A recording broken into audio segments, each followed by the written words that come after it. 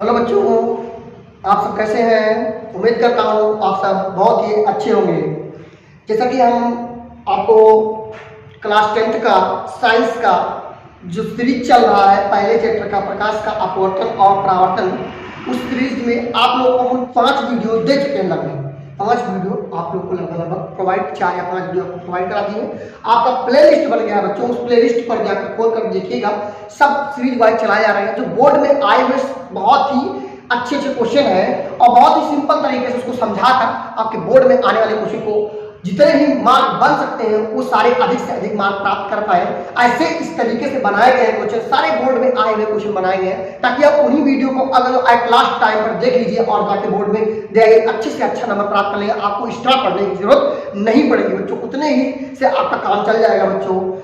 और इस सीरीज में अभी आगे इस चैप्टर को और भी पूरा कंप्लीट करने के लिए अभी हमको और इसकी सीरीज बनानी पड़ेगी। तो हम छोटे छोटे वीडियो बना रहे हैं 15-15-20 मिनट के बच्चों, वो अगर आपको अच्छे लग रहे हो और अच्छे लग रहे हो बच्चों तो उसको क्या करिएगा, लाइक करिएगा, शेयर करिएगा और सब्सक्राइब करिएगा। मैं करिए और आप देख रहे हैं वैद्य एजुकेशन। आइए आज के क्लास का पहला क्वेश्चन बताने से पहले मैं आपको बता दूं, इसके पहले वाले वीडियो में जो बातें बताई गई थी कि अगर जो वस्तु आई पर रखी हो, आई और सी के बीच रखी हो, सी के बीच सी, इस तरीके का हमने आपको एक ट्रिक बेसिस पर क्लास चलाया था बच्चों। उसमें आप लोगों को बताया था कि जब वस्तु अनंत पर होगी प्रतिबिंब फोकस से बनेगी, अनंत शामिल होगा। इस तरीके का हमने दर्पण के लिए 5 स्थितियां बताई थी और 6वीं स्थिति आपको बता दी थी वैसे नॉर्मली, ठीक है। तो इसके लिए आपको क्या करना है, अगर इसको घेरेंगे, पहले को पहला घेरेंगे, सेकंड घेरेंगे, फिर सिंगल घेरेंगे, फिर डबल घेरेंगे, फिर सिंगल घेरेंगे, इस तरीके से आपको मैंने जुगाड़ बताया था बहुत ट्रिकी बेस। जब वस्तु को अनंत पर रखते हैं तो प्रतिबिंब फोकस बनता है, जब वस्तु को अनंत और वक्रता केंद्र के बीच रखते हैं तो प्रतिबिंब फोकस और वक्रता केंद्र के बीच बनता है, जब वस्तु को हम वक्रता केंद्र पर रखते हैं तो प्रतिबिंब कहाँ बनता है, वक्रता केंद्र पर बनता है, जब वस्तु को वक्रता केंद्र और फोकस के बीच में रखते हैं तो प्रतिबिंब अनंत और वक्रता केंद्र के बीच बनता है, जब वस्तु को फोकस पर रखते हैं तो प्रतिबिंब कहाँ बनता है, अनंत पर बनता है बच्चों। इस तरीके का हमने एक ट्रिक बताया था दर्पण के लिए, ठीक है। इसी से संबंधित कुछ क्वेश्चन आपके बोर्ड में आए हुए हैं, उसके थ्योरेटिकली पार्ट को आप कैसे लिखेंगे और स्ट्रक्चर कैसे ड्रॉ करेंगे, इसके बारे में ये पूरी क्लास आज की रहेगी। 3-4 क्वेश्चन 5 क्वेश्चन जो भी हो पाएगा इस क्लास में आपको हम बताएंगे बच्चों। टाइम ना वेस्ट करते हुए आज का पहला क्वेश्चन देखते हैं। आइए पहला क्वेश्चन बच्चों, कह रहा अवतल दर्पण में आभासी वस्तु का बनने का किरण आगे खींचिए। अवतल दर्पण में हमने 6 स्थितियां बताई थी। कितनी स्थितियां बताई थी? 6 स्थिति बताई थी। 6 स्थिति में जो 5 स्थिति थी बच्चों, वो 5 स्थिति वास्तविक प्रतिबिंब के लिए थी और एक स्थिति आभासी स्थिति के लिए थी। वही आभासी स्थिति कह रहा है, इसके लिए वस्तु की स्थिति का उल्लेख कीजिए। अब उल्लेख करने का पहला क्वेश्चन है, ये आपका 4 नंबर का क्वेश्चन रहेगा बच्चों। कितने नंबर का? 4 नंबर का क्वेश्चन रहेगा। तो 4 नंबर के क्वेश्चन को आप आसानी से जेब में रखने के लिए आप वीडियो को लगातार बने रहिएगा, पूरा वीडियो देखिएगा। देखिएगा 4 नंबर का क्वेश्चन बच्चों, 4 नंबर का। तो ये भैया हमने बना दिया क्या, अवतल। ये है भैया अवतल दर्पण। क्या है? अवतल दर्पण। अंग्रेजी में इसको कॉनकेव मिरर बोलते हैं। क्या बोलते हैं? Concave mirror. ये आपका दर्पण है। दर्पण के मध्य बिंदु को हम बोलते हैं बच्चों ध्रुव। इसको P से प्रदर्शित करते हैं और इसकी एक फोकस दूरी होती है, उसको हम यहाँ मान लेते हैं F है। थोड़ा सा और दूर बना लेते हैं, इसलिए दूर बनाते हैं ताकि आपको यहाँ जब वस्तु को किसी स्थिति में रखें तो आसानी से बन पाए प्रतिबिंब आपका। तो यहाँ से उतने ही दूरी पर, जितनी दूरी पर F और P होता है उसी के दूरी पर हम यहाँ वक्रता केंद्र बना लेते हैं। हमने 5 स्थितियां बताई थी, उस 5 स्थितियों में यहाँ तक बताया था। 6वीं स्थिति को सारी स्थितियां वास्तविक थी, लेकिन ससुरा कह रहा है कि आपको आभासी बनाना है। क्या बनाएंगे? आभासी। तो आभासी के लिए हम आते हैं, वस्तु को आभासी के लिए एक ही स्थिति थी जब वस्तु को आप फोकस और ध्रुव के बीच में हम रखें। कहाँ रखेंगे बच्चों? ध्रुव के बीच में। तो यहाँ पे प्रतिबिंब को रखेंगे। लो रख दिया, ऐसे खड़ा कर दिया हूँ बच्चों, प्रतिबिंब तैयार है, ए बी मान ले रहा हूँ, ठीक है। तो यहाँ से मुख्य रूप से दो किरणें चलेंगी। अब उस दोनों किरणों को हम अलग कौन से दिखा रहे हैं, एक नीले कलर से। ये समांतर किरण इससे अपवर्तन के पश्चात कहाँ से होते आती है, कहाँ से, फोकस से, और एक प्रकाशित केंद्र चलेगा। अब एक बात बताना बच्चों, इससे लौट कर वापस पुनः सुना। अब बताओ ये दोनों कहूँ मिली है, बोलो मिल पाएंगे, नहीं मिल पाएंगे। एक ईर घाट जा रहा है, एक वीर घाट जा रहा है, बात समझ रहे हैं, तो ये दोनों कभी नहीं होते। अब इसको हम क्या करें, तो कह रहे हैं क्या करें, इसके लिए हम क्या करते हैं, आभासी तौर पर इसको तनिक सा आगे बढ़ाते हैं, ठीक है। तो देखो अभी तैयार होने वाला है मेरा आभासी, यहाँ कट करना, यहाँ वस्तु का आभासी, और ये वस्तु का आभासी प्रतिबिंब कब बनेगा, जब आप फोकस और पोल के बीच में स्थित होंगे। वस्तु को हम फोकस या तो अपना चेहरा अगर जो अवतल दर्पण में बड़ा देखना चाह रहे हैं तो आप फोकस और ध्रुव के बीच में खड़े हुए, नाई की दुकान पर आप बाल वगैरह सेट करवाने जाते हो, ठीक है, हाली सी वाला बाल कटाते हो, तो वहां आप ऐसे बिल्कुल क्या नाम है, जो नाई होता है वो आपको दर्पण के जस्ट जो आपका क्या नाम है कुर्सी होता है, उसको दर्पण के फोकस और पोल के जस्ट बीच में रखता है, ताकि आपका जो चेहरा है उसमें बड़ा दिखे, क्योंकि दर्पण के अंदर बनने वाला जो प्रतिबिंब होता है वो आभासी होता है। तो यहाँ से आपका ये स्ट्रक्चर ड्रॉ कर लेंगे, 4 नंबर 2 नंबर इस पर और 2 नंबर थ्योरी पे ऐसे लेंगे। थोड़ा सा आप सर्टिफिकेट लेना चाहेंगे तो ले लीजिएगा। इस तरीके से आपका प्रतिबिंब बन गया है, ठीक है। अब इसको हम कैसे लिखेंगे, तो सर्वप्रथम क्या कहेंगे, माना एक M1 M2 अवतल दर्पण, ठीक, जिसकी फोकस दूरी स्मॉल f मान लीजिए, फोकस दूरी स्मॉल f है, और वक्रता त्रिज्या कितनी है r, ठीक है ना, फोकस दूरी स्मॉल, ठीक है ना।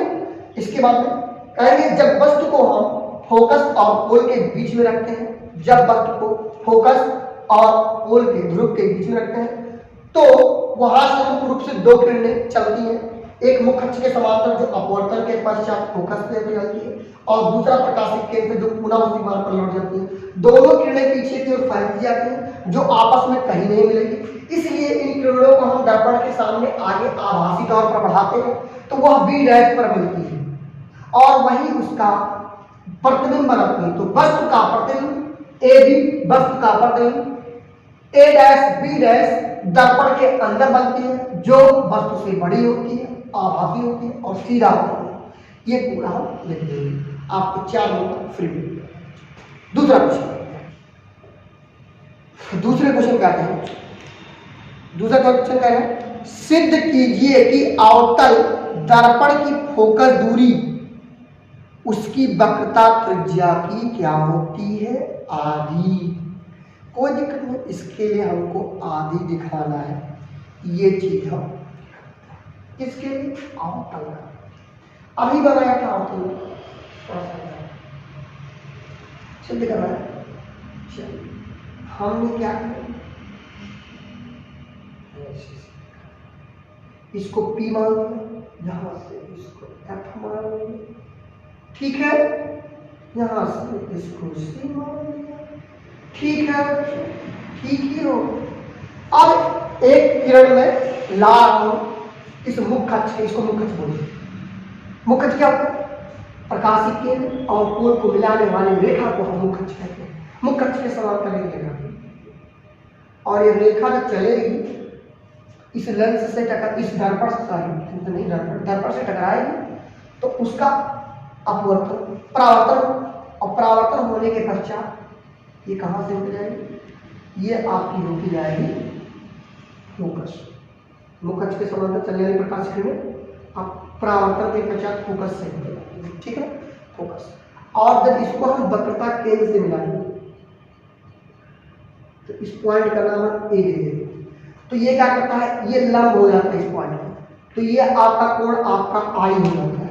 क्या हो जाता है बच्चों, ये कोण आई आपतन कोण होता है, और ये आपका अपवर्तन परावर्तन, अपवर्तन नहीं बच्चों, क्योंकि हम प्रकाश का परावर्तन नहीं होता है।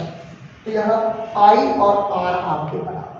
अच्छा एक बात बताइए बच्चों, ये दूरी आपकी क्या हो जाएगी आर, ये दूरी क्या हो जाएगी स्मॉल एफ फोकस दूरी, ठीक है। और हमको इस एफ और आर में संबंध निकालना है कि r/2 इसका आधा करेंगे तो ये फटी करते हैं। अब अगर तो देखें तो अगर तो हम देखते जाए तो देखिए दर्पण बहुत ही छोटा होता है, बहुत दर्पण छोटा होता है, ठीक है। तो यहाँ अगर हम देखें किसका नियम के परावर्तन के नियम से,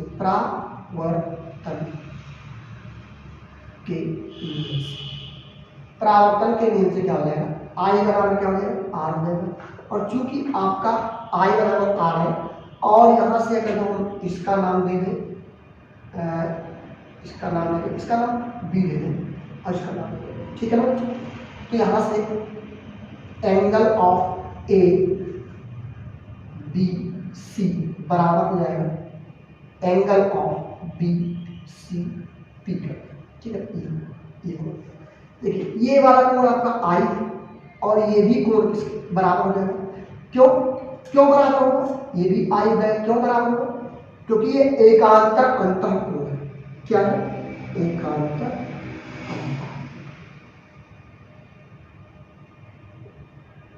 एकांतर अंतः कोण का मतलब करना है, तो ये आई आर के बराबर है, यानी ये कोण इस कोण के बराबर।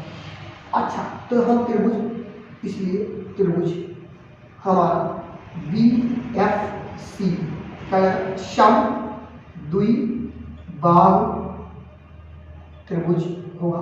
ऐसा क्यों, ऐसा इसलिए कि ये कोण इसको के बराबर है, तो आमने सामने एक कोण बराबर हो जाएगा, ये वाला त्रिभुज आपका क्या हो जाएगा समद्विबाहु हो जाएगा बच्चों। तो बताइए समद्विबाहु में ये वाली भुजा इस भुजा के बराबर हो जाएगी, इसका मतलब अर्थात सी एफ बराबर हो जाएगा आपका एफ बी, सी एफ बराबर हो जाएगा एफ ये दोनों। और चूंकि दर्पण बहुत क्या है बहुत छोटा है, ठीक है, इसलिए बच्चों ये बी बिंदु कहाँ होगा, बी बिंदु पी के बहुत समीप होगा, बहुत क्या समीप होगा, इसलिए हमारा जो एफ बी आया है ये इसके समझ जाएगा एफ पी के बराबर है, ठीक है।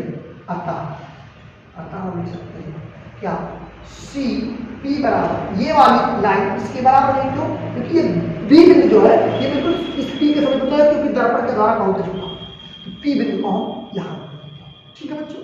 तो ये वाली दूरी इस दूरी के बराबर है, एफ बी एफ पी के बराबर है, और सी पी की वैल्यू है सी एफ प्लस एफ, और सी एफ की वैल्यू आप एफ बी है प्लस एफ पी है, ठीक है ना। अच्छा एफ बी की वैल्यू भी क्या होगी एफ पी हो जाएगी, एफ पी प्लस एफ बाबू सी एफ की value C F F B और एफ बी की वैल्यू, तो यहाँ से इसकी दूरी कितनी है ये आपकी है, और एक दूरी इसमें और एक दूरी एफ एफ टू, यहाँ से आर बराबर बना जाएगा 2, चाहे आप इसको लिख लीजिए और चाहे किसी को पक्षांतर करिए तो एफ बराबर बना जाएगा r/2, तो यहाँ से आपका एफ बराबर क्या हो जाएगा r/2, ये आपका सिद्ध होकर आ जाएगा, त्रिज्या में आधी हो जाएगी, ठीक है बच्चों। ये भी आपका 4 नंबर का क्वेश्चन 2018 में आया हो, कई बार पूछता है, बड़ा अच्छा क्वेश्चन है, समझ के ले सकते हैं, जहां डाउट होगा कमेंट करिएगा, हम दोबारा उसको बता देंगे अगली वीडियो में, पसंद लगा क्वेश्चन। आइए अगले क्वेश्चन करते हैं, तीसरा क्वेश्चन करते हैं बच्चों। तीसरा क्वेश्चन कह रहा है उत्तल दर्पण में प्रतिबिंब किस प्रकार का बनता है, उत्तल दर्पण में प्रतिबिंब किस प्रकार का बनता है, किरण आरेख खींचिए। उत्तल दर्पण में किस प्रकार बनता है, तो उत्तल दर्पण में हम कहीं बस को ऐसे उत्तल दर्पण बना लीजिए, ठीक है। उत्तल दर्पण में ये आपका पोल हो गया, यहाँ फोकस होगा और यहाँ कहीं से उत्तल दर्पण में आप कहीं भी अनंत को छोड़कर आप कहीं भी रख लीजिए वस्तु को ऐसे, ठीक है। तो मुख्य रूप से यहाँ से 2 किरणें चलेंगी, मुख्य रूप से कितनी किरणें, 2 किरणें चलेंगी। एक होती है मुख अक्ष के समान जो किससे हो जाती है फोकस से, जाती है यहाँ प्रतीत होगी, ठीक है, ये ऐसे फैलेगी,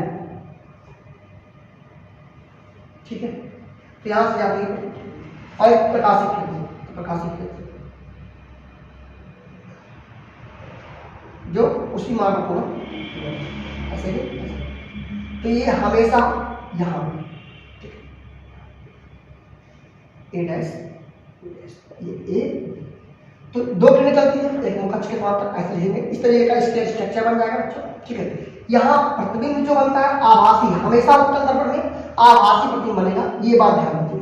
तो इस तरीके से एक वस्तु उत्तल दर्पण बना लीजिए, वस्तु रख दीजिएगा, वहां से दो किरणें डालिएगा, एक मुखच्छ के समांतर, मुखच्छ के समांतर चलने वाली प्रकाश की किरणें दर्पण से परावर्तन के पश्चात फोकस से जाती है अथवा जाती ही प्रतीत होती है, तो यहाँ जाती है, तो इसका क्या होता है, फैल जाती है, किरण क्या होती है, फैल जाती है, लेकिन ये जाती है प्रतीत से, ठीक है। और एक प्रकाश की चलने वाली प्रकाश की किरण उसी मार्ग पर वापस लौट गई, यहाँ कटता नहीं है आभासी तौर पर, और ये किरण ऐसे आएगी तो इसे फैलती रहेगी, तो ये कहीं तो मिलेंगे, यहाँ आभासी तौर पर मिलेंगी, और यही वस्तु का आभासी प्रतिबिंब होता है, ठीक है बच्चों। ये वस्तु का आभासी, जो वस्तु से छोटा होता है, आभासी होता है और सीधा, ठीक है। तो आप लिखने के तौर पर एक किरण आरेख हो गया, लिखने के तौर पर आप कह सकते हैं कि जब वस्तु को हम जब आप उत्तल दर्पण लेते हैं और उसके सामने कोई वस्तु रखते हैं, यहाँ ए भी कर दीजिए इसको, उसके सामने कोई वस्तु रखते हैं, तो वहां से मुख्य रूप से दो किरणें चलती हैं, एक प्रकाशित किरण, एक मुखच्छ के समांतर और एक प्रकाशित किरण, दोनों किरणें अपवर्ड परावर्तन के पश्चात एक उसी मार्ग पर लौट जाती है और एक फोकस से जाती है। परावर्तन के पश्चात आभासी तौर पर बी डैश पर मिलती है, जो हमेशा पी और एफ के बीच में होती है, ध्रुव और फोकस के बीच में, ठीक। और अगर अलग कर रखेंगे तो फोकस को बन जाएगा, और जितने आप आगे लाएंगे उतने प्रतिबिंब इसके पोल के समय बात है, ऐसा इसको आगे जितना लाएंगे इतना, ठीक है। और इसको जितना दूर ले जाएंगे उतना दूर जाएगा, अलग कर रखेंगे तो कहाँ बन जाएगा, फोकस, ठीक है।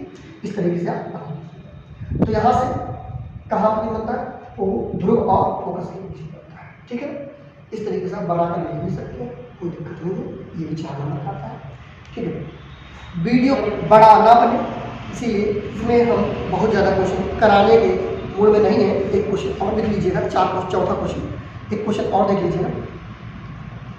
15 सेंटीमीटर फोकस दूरी के अवतल दर्पण का उपयोग करके हम किसी बिंब का सीधा प्रतिबिंब बनाना चाहते हैं। बिंब का दर्पण से दूरी का परिसर क्या होना चाहिए, क्या होना चाहिए, प्रतिबिंब की प्रकृति कैसी है, प्रतिबिंब बिंब से बड़ा है अथवा छोटा है, इस स्थिति में प्रतिबिंब का एक किरण आरेख खींचिए बच्चों।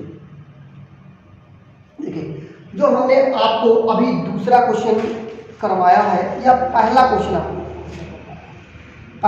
आप लोगों ने देखा होगा, ऐसे अवतल दर्पण की बात हो रही है, आभासी प्रतिबिंब बनेगा, कह रहा वस्तु सीधा कब बनेगा भाई साहब, ये P है और यहाँ से प्रतिबिंब सीधा कब बनेगा, ठीक है। ये आपको देखना, ये C है और ये आपका F है, यहाँ हमने वस्तु को रखा था और यहाँ से मुख्य रूप से दो किरणें भेजी थी, एक कहाँ से, प्रकाशित जो